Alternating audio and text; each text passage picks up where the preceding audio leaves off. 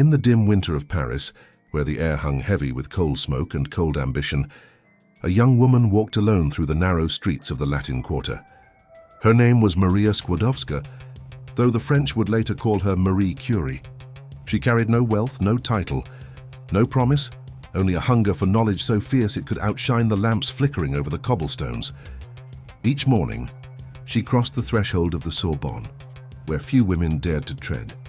The lecture halls were cold, the benches hard, and the faces around her, all men, barely concealed their skepticism. But Marie did not care.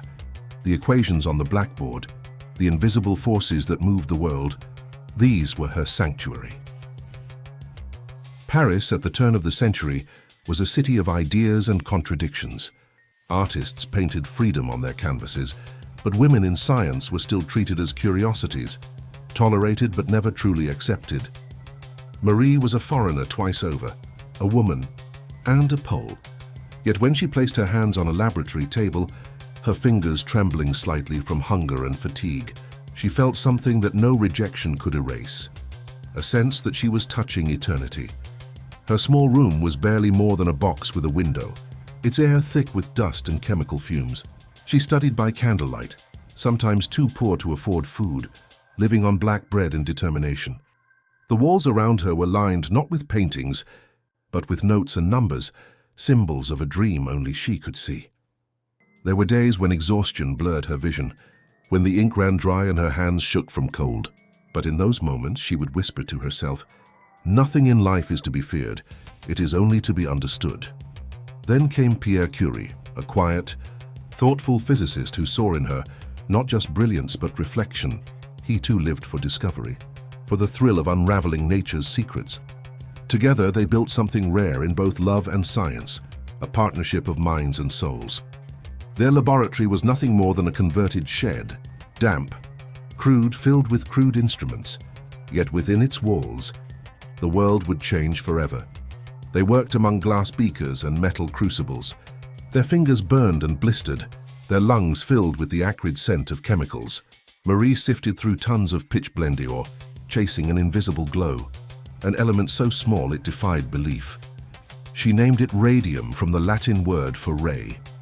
When the first faint light flickered in the darkness, a glow that came not from fire or oil but from the element itself, they stood in silence. For a moment, it was as if the universe had opened its palm and let them glimpse its heart. That shimmering green-blue light was beautiful, dangerous, and utterly new. The newspapers would soon call her the woman who found the light inside matter. But Marie didn't care for fame. She cared only for truth, and truth demanded sacrifice. In that pale laboratory glow, a legend was born, not of gold or war or crowns, but of persistence. A woman who would chase the invisible until it consumed her, a light that would illuminate the future and burn the one who found it. The world did not yet know that in that dim, cold lab, Marie Curie had taken the first step toward greatness and toward her slow, radiant destruction. Fame came quietly at first, like a soft knock on a laboratory door. Marie Curie and her husband Pierre had done the impossible. They had uncovered not one but two new elements, polonium and radium. The invisible had been made visible. The unseen forces of nature now glowed, pulsing faintly in the dark. The scientific world trembled with awe, and yet the applause was selective. Many praised Marie Curie, the respectable physicist. Few mentioned the quiet woman who had led the research, who had stirred the ore, who had burned her hands with acid and exhaustion. The discovery was revolutionary, a new kind of energy, more powerful than anyone could comprehend. It promised cures, illumination, and perhaps even the power to reshape the world. But in 1903, when the Nobel Committee deliberated on awarding the prize in physics, Marie's name was almost erased. It was Pierre who intervened, who demanded that his wife's name be included. "She has done as much as I," he said, his voice steady. "Perhaps more." Only then did the committee agree, and so Marie Curie became the first woman in history to win a Nobel Prize.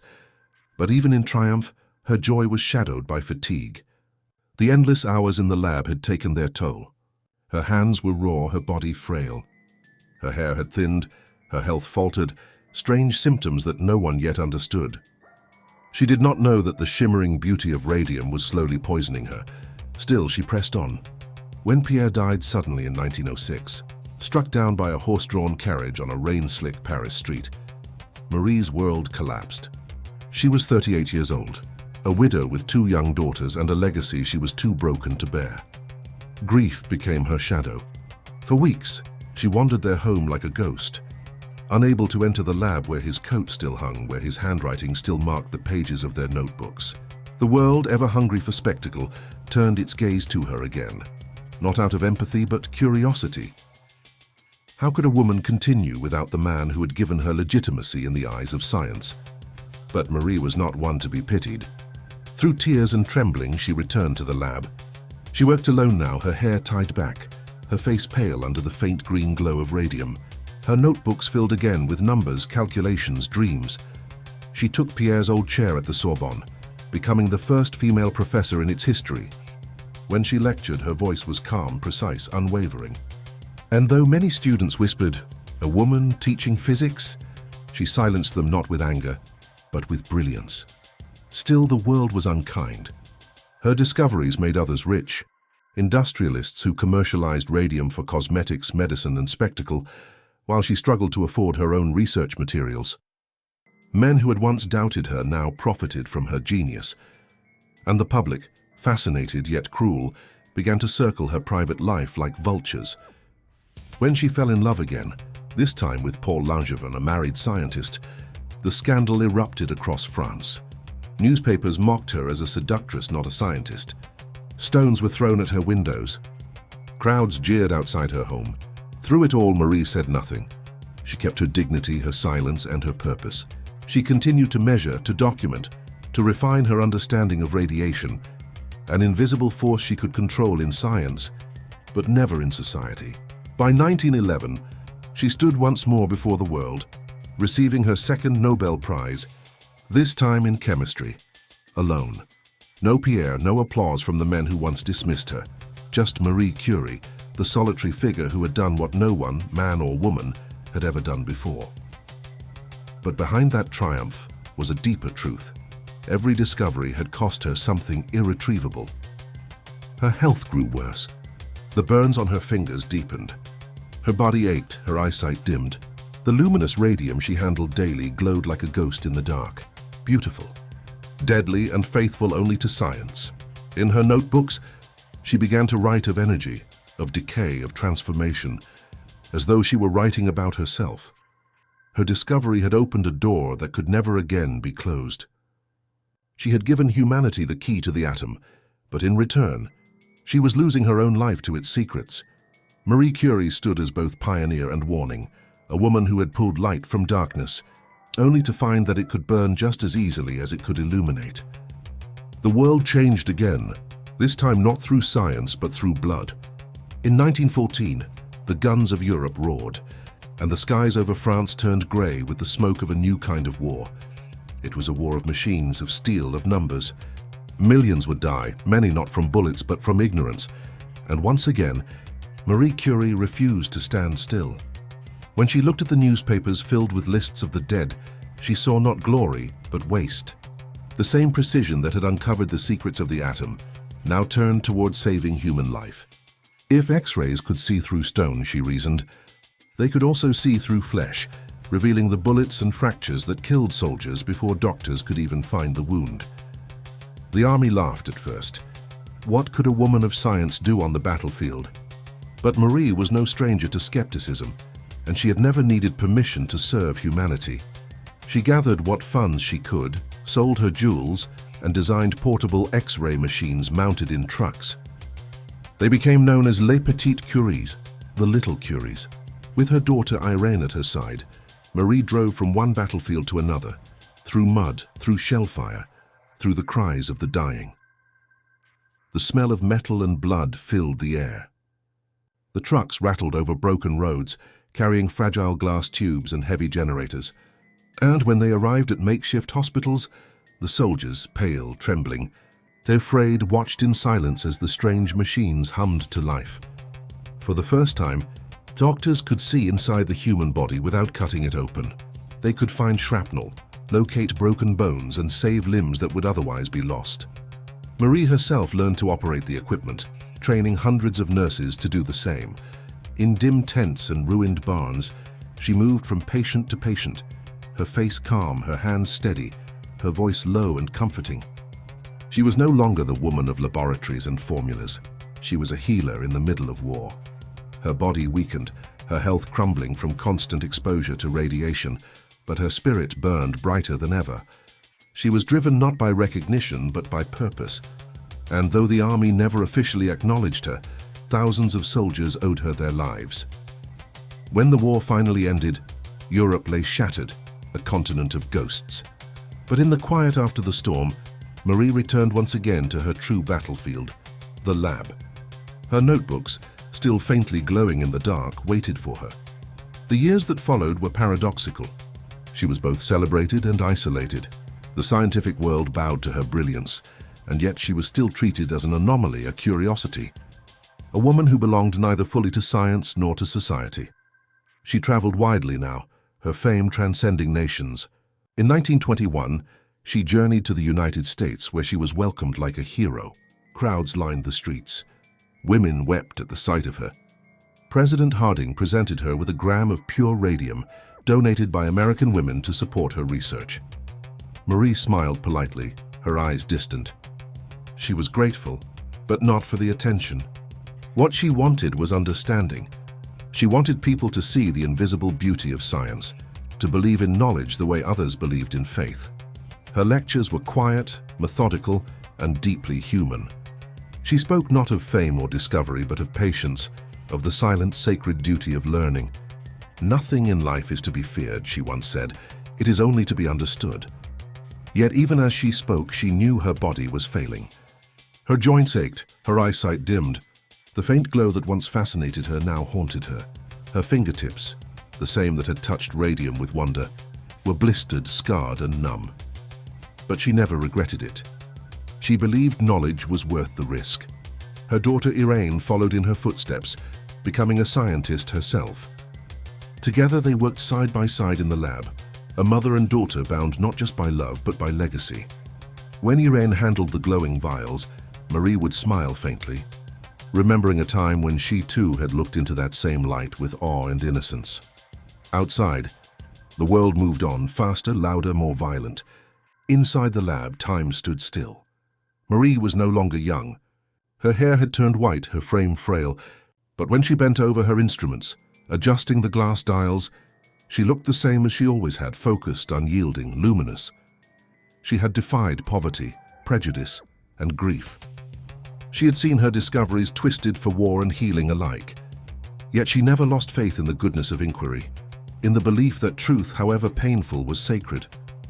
The world called her a genius.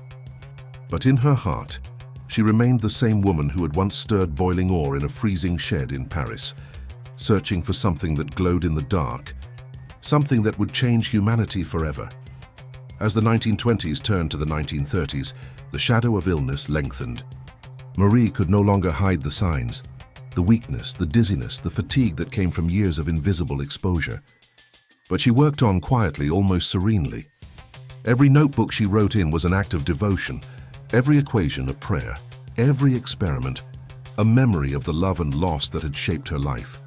And when her students watched her, they saw not just a scientist, but a symbol.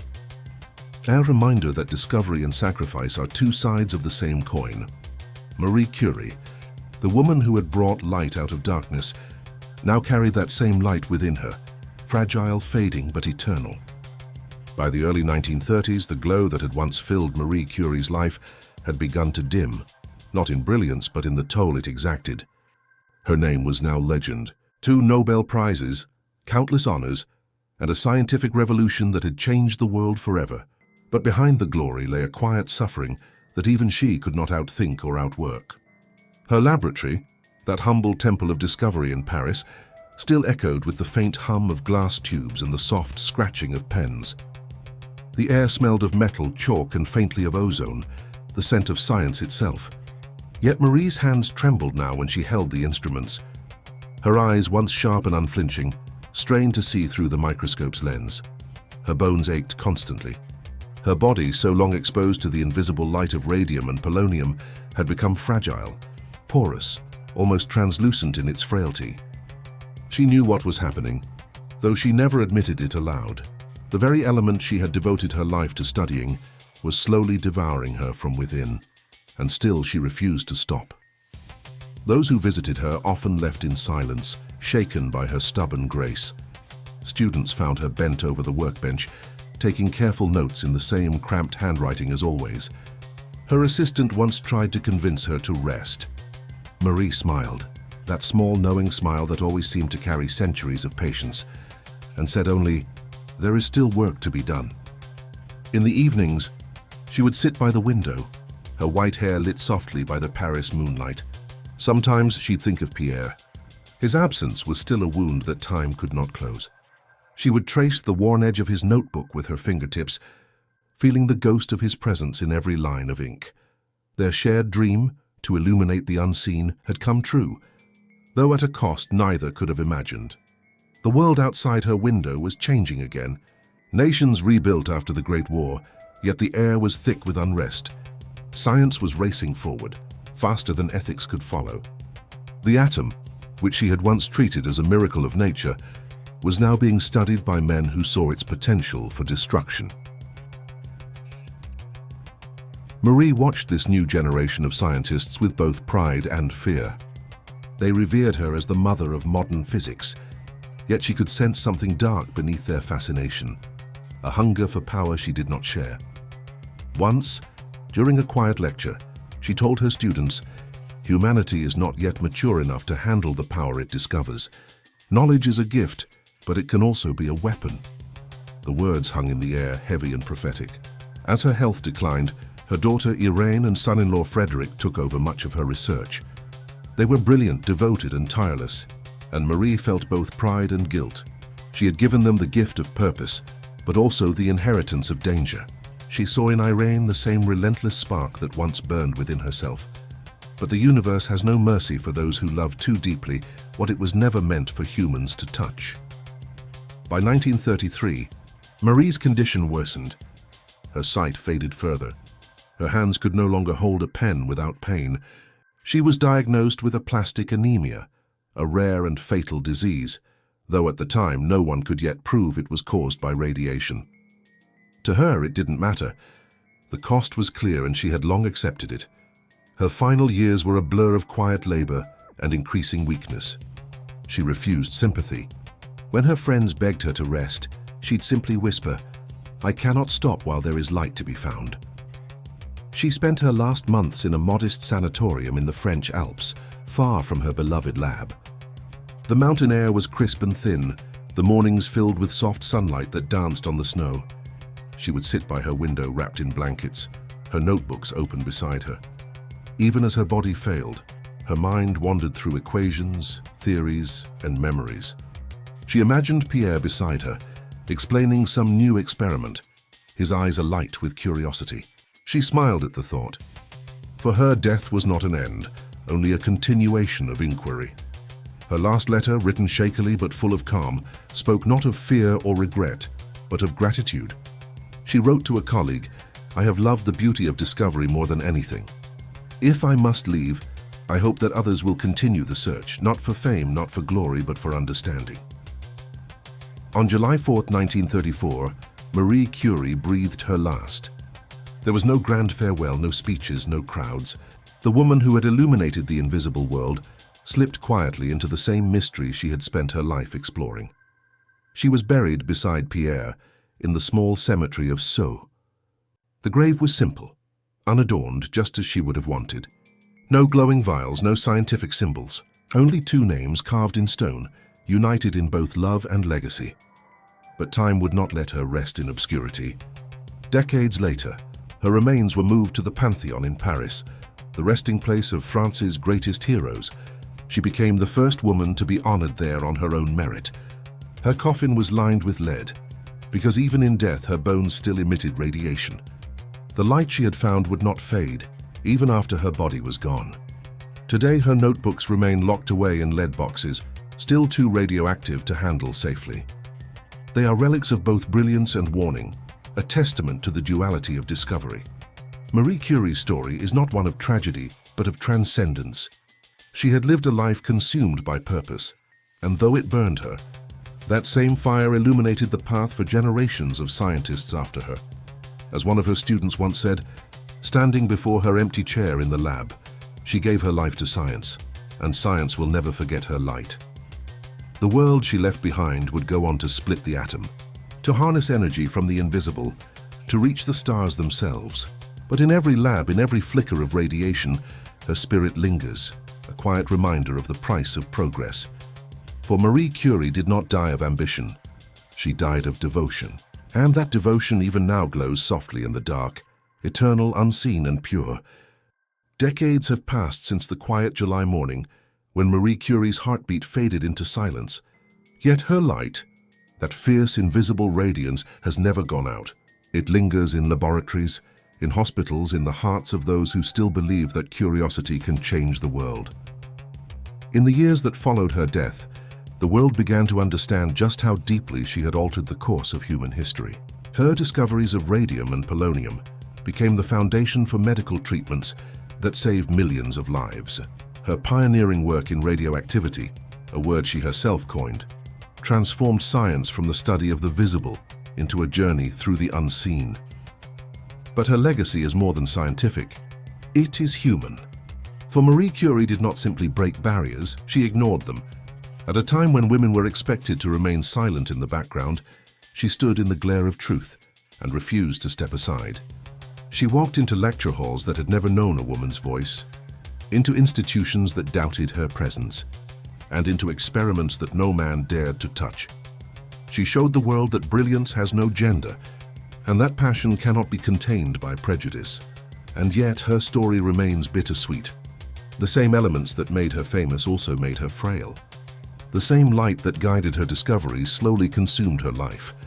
It is a haunting reminder of science's dual nature, that every gift of knowledge carries a shadow. There is a strange poetry in how history remembers her. The notebooks that hold her equations, her data, her dreams, still glow faintly with radiation. Anyone who wishes to read them must wear protective gear, as if entering the very past she illuminated. They are relics of beauty and danger, of sacrifice and transcendence. In them, you can almost feel her presence, the steady hand, the patient mind, the woman who spent her nights surrounded by the quiet hum of discovery. Today, her name adorns universities, hospitals, foundations, and research centers around the world. Yet beyond the honors and memorials, her true monument lies in the way humanity sees science, not as a weapon of power, but as a quest for understanding. Marie Curie once said, "Nothing in life is to be feared, it is only to be understood." And perhaps that is the truest essence of her legacy, the courage to look into the unknown, not with terror but with wonder. Her daughters carried her torch, Irene, herself a Nobel laureate, and Eve, who wrote her mother's story for the world to know. Through them, and through every young woman who dared to pick up a test tube, a notebook, or a dream, Marie's spirit endured. She became not just a symbol of genius, but of quiet defiance, proof that passion can outshine the expectations of a world too small for it. When we look at the glowing screens of medical scanners, or the radiation therapies that fight disease, we are still in some small way seeing her light. The same light that once spilled from her vials of radium now shines in the lives she helped save. Her story is not a warning, but a reflection that the pursuit of knowledge demands both courage and humility, that progress is not built on comfort, but on sacrifice, and that the brightest lights often burn the quickest, but leave behind a radiance that time cannot erase. Marie Curie's life reminds us that the greatest discoveries are born from the simplest belief that truth is worth the cost. And so, her glow remains eternal, unseen, and beautiful, a light that shattered science, yet illuminated the soul of humanity.